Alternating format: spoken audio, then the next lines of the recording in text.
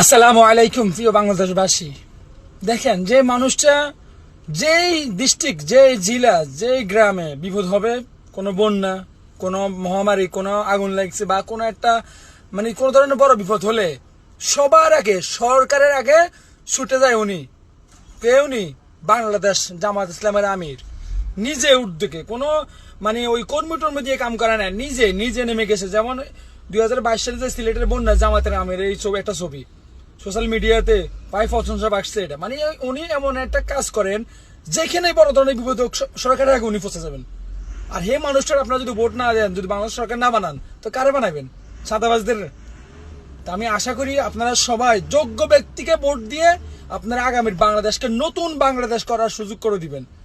এই ব্যক্তি যদি প্রধানমন্ত্রী হয়, বাংলাদেশের লস হবে না, বাংলাদেশ নতুন ভাবে দাঁড়াবে ইনশাআল্লাহ। আগামীর বাংলাদেশ ইসলামের হবে, এটাই কেউ আটকাতে পারবে না।